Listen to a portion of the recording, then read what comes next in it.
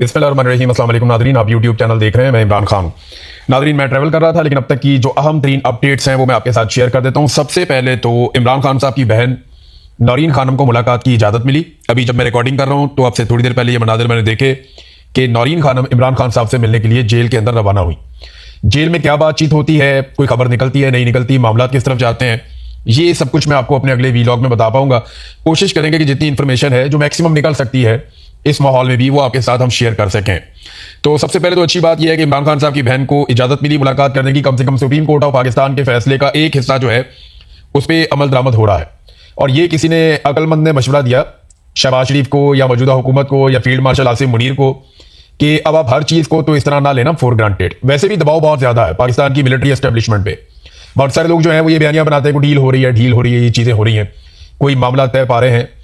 तो मामला तो तय ही पाएंगे, ये जब भी होगी बातचीत के जरिए से मामला हल होगा। ये ऐसा नहीं होगा कि गोलियां चलाई जाएंगी। हाँ, जितना अवामी दबाव बढ़ेगा उतनी ज़्यादा जो स्पेस है वो पाकिस्तान तहरीक इंसाफ के लिए बढ़ जाएगी और एस्टेब्लिशमेंट के लिए कम हो जाएगी। मामला जब भी हल होगा वो बैठकर टेबल के ऊपर बातचीत से हल होगा। कौन कितना हासिल कर लेता है इसके लिए ये देखना पड़ेगा कि ग्राउंड पे किसकी सिचुएशन बेहतर है। यानी अगर मिलिट्री एस्टेब्लिशमेंट बहुत ज्यादा ताकतवर है, बहुत तगड़ी है, तो वो अपनी ज्यादा बातें मनवा लेगी, और अगर इमरान खान साहब बेहतर पोजीशन में हैं तो वो अपनी ज्यादा बातें मनवा लेंगे। अब प्रॉब्लम क्या पैदा हुई है, देखिए, एक तो याद रहे कि जो इसका एक टेस्ट था ना कि इमरान खान हार गया या बुज़दिल है या इमरान खान डर गया या सरेंडर कर गया, उसका एक ही तरीका है। अगर आप ये साबित करना चाहते हैं, मेरा चैलेंज है आर्मी चीफ को, बाकी लोगों को, कि अगर वो इमरान खान साहब की एक वीडियो लें जिसमें इमरान खान साहब माफी मांग रहे हैं, यही एक मुतालबा था ना कि पब्लिकली इमरान खान साहब आए और सच्चे दिल से अवाम के सामने माफी मांगे। ये मुतालबा था इनका। अगर तो ये मुतालबा इन्होंने पूरा करवा लिया इमरान खान साहब से, तो लाके हमें दिखा दें, अवाम देख ले कि जनाब इमरान खान साहब ने जो गलत किया, अगर तो किया तो वो माफी मांग रहे हैं। तो इनको ऐसे साबित करना पड़ेगा कि इमरान खान बुज़दिल है, वरना ये कर नहीं पाएंगे।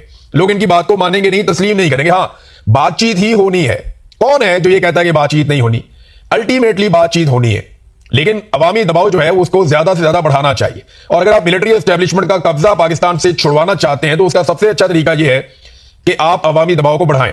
लेकिन अब इसमें कुछ चीजें मैं आपके सामने रख लेता हूं कि एक तो इमरान खान साहब के मामले में बैनुल अवामी दबाव बहुत ज्यादा बढ़ा है गुज़िश्ता चंद दिनों में। आप देखें, दुनिया भर से जो क्रिकेट के कैप्टन हैं उनके पैगाम आ रहे हैं, दुनिया भर से जो सियासतदान हैं उनके पैगाम आ रहे हैं, यूरोप से, अमेरिका से, बरतानिया से, हर जगह से इस किस्म के पैगाम आ रहे हैं और लगातार इसके ऊपर बात की जा रही है। तो पूरी दुनिया में जो ह्यूमन राइट्स के इदारे हैं वो भी इसके ऊपर बात कर रहे हैं। फिर पाकिस्तान के अंदर बहुत ज्यादा दबाव है इंसानी हकूक की तंजीमों का। तो दबाव तो फील्ड मार्शल आसिम मुनीर पर बड़ा है, पूरी दुनिया से बड़ा है। एक माशी दबाव पहले ही मौजूद था, और वो जो मुक्तदरा है या जिसको आप एस्टेब्लिशमेंट कहते हैं, जिसकी सरबराही फील्ड मार्शल आसिम मुनीर के पास है, तो फील्ड मार्शल आसिम मुनीर को यह बड़ा कैटेगोरिकली बता दिया गया कि यह मुल्क ऐसे चलना ही नहीं है। ये जो फार्मूला जिससे आप मुल्क चला रहे हैं ना, इससे मुल्क नहीं चलेगा। वैसे तो इस फार्मूले से एक दुकान भी नहीं चलती। इतनी नफरत के साथ आप एक दुकान खोल लें और ऐसी नफरत अंगेज आप वहां पर हरकतें करें तो उससे तो एक दुकान भी नहीं चलती, तो एक मुल्क कैसे चलेगा? बहरहाल इन्होंने कोशिश करके देख लिया, मुल्क नहीं चला। और जो एनालिसिस फाइनली हुआ वो ये हुआ कि इमरान खान के बगैर अब ये सिस्टम आगे बढ़ता नहीं है, क्योंकि लोग डट कर खड़े हो गए हैं, लोग पीछे हटने के लिए तैयार नहीं है। अब अगर कोई ये कहता है ना कि ये कोई डील शील है, तो उसको चाहिए वो जाके फैसला पड़े। आज ही GHQ हमला केस के अंदर 47 लोगों को सजाएं हुई हैं 10-10 साल की। ये पाकिस्तान तहरीक इंसाफ के लोग हैं। इनमें इनका साबिक वजीर आला भी है, सरताज गुल वजीर भी है, और बहुत सारे इमरान खान साहब के वफादार भी हैं। तो इनकी जायदादें जब्त हो रही हैं, इनके ऊपर सजाएं हो रही हैं। यास्मीन राशिद साहिबा का मामला अगर आप जाकर देख लें, 78 साल उनकी उम्र है, कैंसर सर्वाइवर है वो, और जो उनके साथ किया जा रहा है ये किसी दुश्मन के साथ भी नहीं किया जाता। लेकिन फील्ड मार्शल आसिम मुनीर ने और नवाज शरीफ ने मिलकर जुल्म की ये दास्तान भी रकम की है कि 78 साल खातून को वो बदला इस बात का ले रहे हैं कि इसने नवाज शरीफ को नाकों चने क्यों चबोआए, इसने नवाज शरीफ को शिकस्त क्यों दी। इस बात का एक 72 साल खातून से बदला लिया जा रहा है, और हम सब ये होता हुआ देख रहे हैं। अब एक्चुअली सिस्टम कोलैप्स कर गया। ये बात तो फील्ड मार्शल आसिम मुनीर के अपने अजीज ने कह दी ना, मोहसिन नकवी ने कहा, सिस्टम ही कोलैप्स कर गया, सिस्टम काम ही नहीं कर सकता। तो जब उन्होंने इस बात का एतराफ कर दिया तो सिस्टम काम क्यों नहीं कर रहा? इमरान खान की वजह से, क्योंकि सिस्टम चलता है लोगों से। पाकिस्तान में तेल तो निकलता नहीं ना, बहुत बड़े पैमाने पर मादनियात सोना निकलता है या कुछ गैस निकलती है यहां से। तो पाकिस्तान के पास इतने ज्यादा वसाइल नहीं है कि दुनिया को बेचे और अमीर मुल्क बन जाए। नहीं, पाकिस्तान के पास सबसे बड़ा वसीला पाकिस्तान की आवाम है। वो पैसा बनाते हैं, अवाम काम करते हैं, हुकूमत पैसा कमाती है, टैक्सेस इकट्ठे करती है। अब मामला यह है कि अवाम तैयार ही नहीं है कॉपरेट करने के लिए इमरान खान के बगैर, क्योंकि अवाम ने जिद पकड़ ली है और मिडिल क्लास नाराज है। लोग पाकिस्तान छोड़ कर जा रहे हैं, मल्टीनेशनल कंपनियां यहां से भाग रही हैं। अब ये अवाम की जेबें काट के, अवाम के ऊपर दबाव डाल के कौमी खजाने में पैसा जमा करते हैं और इसके जरिए से आलमी सतह पर स्टेबिलिटी दिखाते हैं। लेकिन ये स्टेबिलिटी ज्यादा देर चलेगी नहीं, क्योंकि अवाम की पसली एक हद तक ही बर्दाश्त कर सकेगी। जब आवाम की बर्दाश्त से बाहर हो जाएगा तो आवाम चीजें खरीदना बंद कर देगी। मिसाल के तौर पे मैं आपको एक चीज बताता हूं, ये बहुत इंपॉर्टेंट है, ये याद रखिएगा। मेरे दोस्त हैं पाकिस्तान में, उन्होंने मुझे बताया, उन्होंने कहा जी इमरान साहब, हर घर के अंदर जहां पे कोई थोड़ा सा भी बंदा अफोर्ड कर सकता है ना, लोग अपने जेवर बेच के, अपना सामान बेच के, वो सोलर के साथ बैटरी लगा रहे हैं। वो ये कहते हैं हमने सरकारी बिजली इस्तेमाल ही नहीं करनी, वो सोलर के साथ बैटरी लगा रहे हैं। जो लोग एसी इस्तेमाल करते थे वो लोग कह रहे हैं पंखों पे गुजारे करो, हमने कूलर पे गुजारा कर लेना है, लेकिन हमने ये सरकारी बिजली नहीं खरीदनी। अब आप ये सोचेंगे अब सरकारी बिजली जब नहीं खरीदेंगे तो बिजली की डिमांड कम हो जाएगी। जब बिजली की डिमांड कम हो जाएगी तो सरकार कम बिजली बेचेगी। कम बिजली तो आप बेचेंगे, लेकिन आपने बिल तो देने हैं 40,000 मेगावाट से ज्यादा के। वजह यह है कि आपने आईपीपीज लगाए हुए हैं, वो बिजली बनाए या ना बनाए, आप उनकी बिजली खरीदें या ना खरीदें, आपने उनको बिल तो देना है। अब मामला यह है कि एक बिल पहले अगर फर्ज करें 100 बंदे मिलकर दे रहे थे, उनमें से 30 बंदों ने लगा लिया सोलर और बैटरी लगा ली, अब वही बिल पड़ेगा 70 बंदों को। यानी जो 100 बंदे बोझ उठा रहे थे वो 70 बंदों को उठाना पड़ेगा। गरीब और ज्यादा पिसेगा, कमजोर आदमी और ज्यादा पिसेगा। हुकूमत मजीद सख्त पॉलिसी लेकर आएगी। ये मैंने आपको सिंपल करके एक रीजन बताया। एक और चीज आपको मैं बताइए, आने वाले दिनों में हमें इसका सामना करना पड़ेगा, और यह सब कुछ हो रहा है महंगी बिजली की वजह से।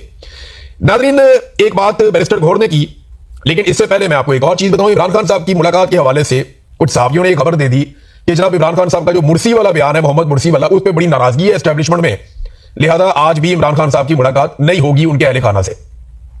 लेकिन फिर मुलाकात हो गई। मेरी ना अपने सहाफी दोस्तों से एक गुजारिश है, एस्टेब्लिशमेंट के ना हाथ पांव फूले हुए हैं, इनका बेड़े गर्क हो गया, इन्हें कोई समझ नहीं आ रही कि क्या बात करनी है और क्या बात नहीं करनी। इनमें एक बंदा एक बात करता है, दूसरा बंदा दूसरी बात करता है, तीसरा बंदा तीसरी बात करता है, और आसिम मुनीर साहब की अपनी अलग ही एक दुनिया है, वो अलग बात करते हैं। तो सहाफियों से मेरी गुजारिश है कि एस्टेब्लिशमेंट के सोर्सेज पे भरोसा ना करें, वो अपने तौर पे चीजों को चेक करें और कॉमन सेंस का इस्तेमाल करें, क्योंकि ये आपकी क्रेडिबिलिटी को इफेक्ट करेंगे। एस्टेब्लिशमेंट लगातार गुज़िश्ता चंद महीनों से जो खबरें दे रही है, क्योंकि एस्टेब्लिशमेंट के हाथ पांव फूले हुए हैं, वो उन खबरों के जरिए से वक्ती तौर पे डाइवर्जन तो लगा देते हैं, लेकिन अच्छे खासे सहाफी जिनको वो इस्तेमाल करते हैं उनकी क्रेडिबिलिटी डैमेज हो जाती। ये नहीं होना चाहिए। अब कपिल देव ने भी एक स्टेटमेंट दिया, वो स्टेटमेंट भी मैं आपके सामने रख देता हूं। इंडिया के साबिक कैप्टन है, इंडिया के लिए पहला वर्ल्ड कप कपिल देव ने जीता था, बहुत ही अजीम और लेजेंड प्लेयर है क्रिकेट की दुनिया के। उन्होंने कहा जी इमरान खान दुनिया के अजीम क्रिकेटर और साबिक वजीर आजम है। मानते हैं हमें कानून का इल्म नहीं है, सिर्फ इंसानियत की खातिर कैदी की बुनियादी सहूलियात और इलाज का मुतालबा हम कर रहे हैं, इसके अलावा हम कुछ भी और नहीं मांग रहे।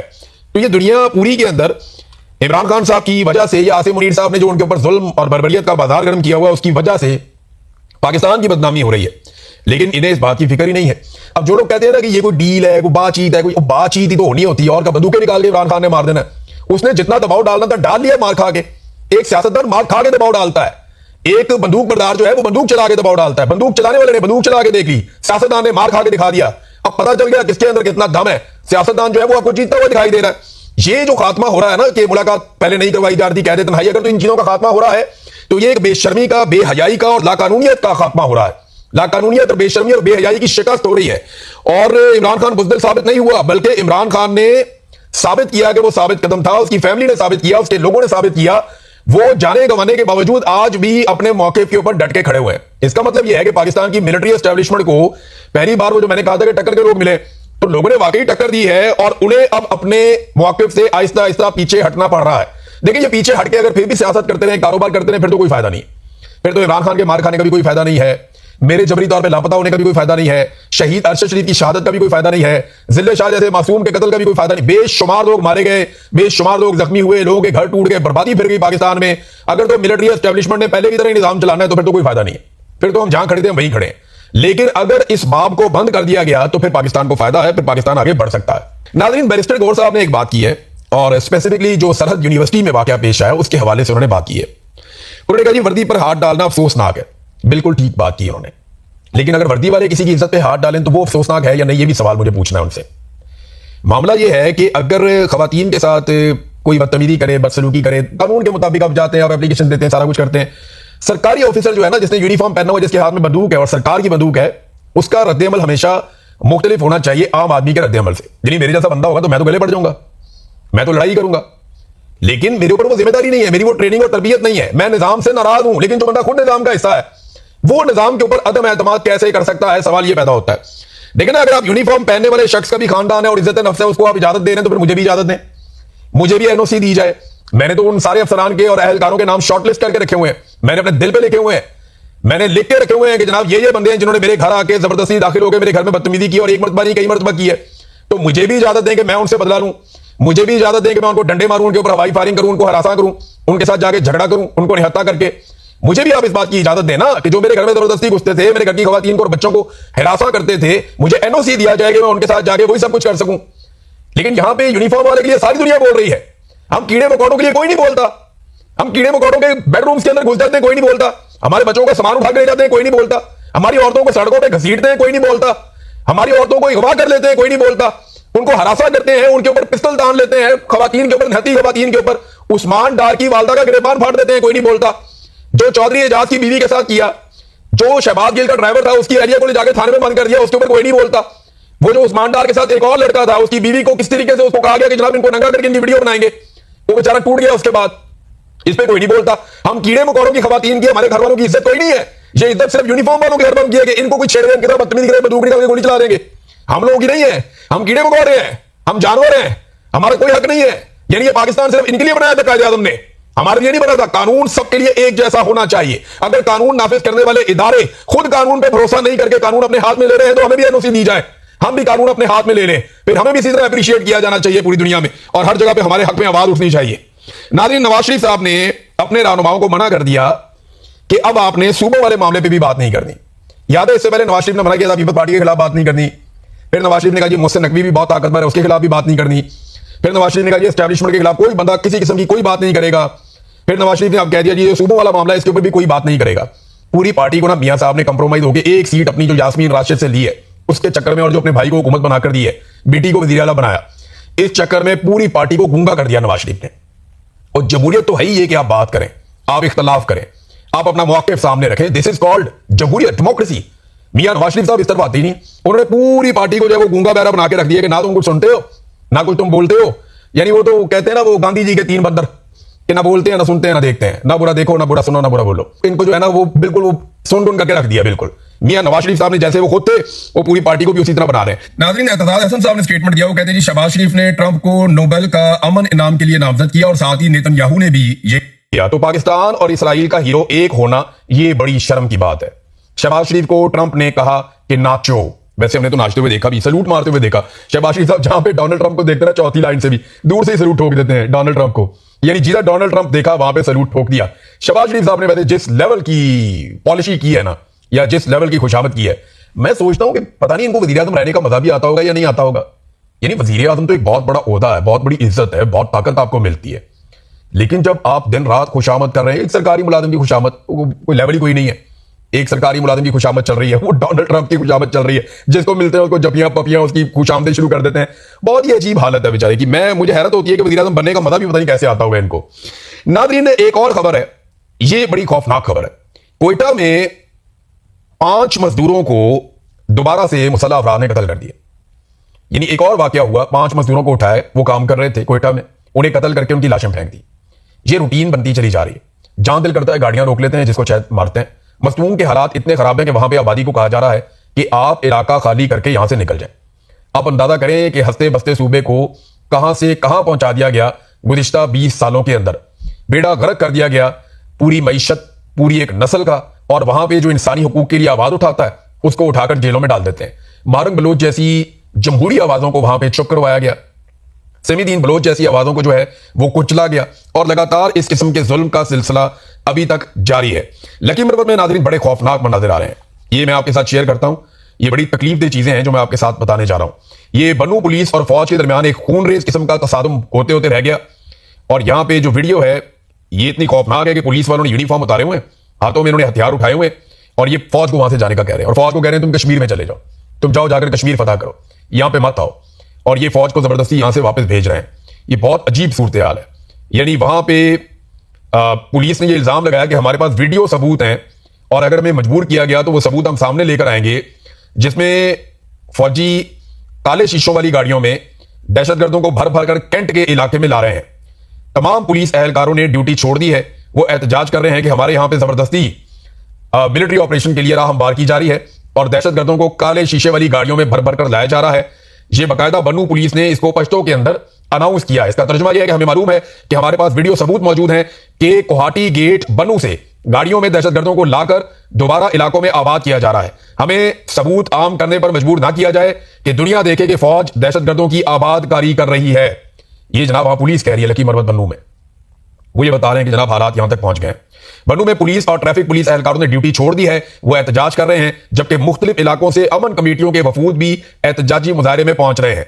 मुख्तलिफ तहफ़्फ़ुज़ात और मुतालबात पर मुश्तमिल हतमी लायामल जारी किया जाएगा। अब इसके ऊपर वो बातचीत कर रहे हैं।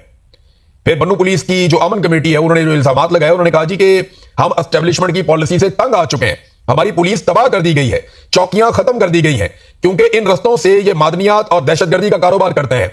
इन चीजों से ये बहुत पैसा कमा लिया है आप लोगों ने और कारोबार कर रहे हैं, लेकिन खुदारा हमारे घर वालों और अवाम पर रहम करें।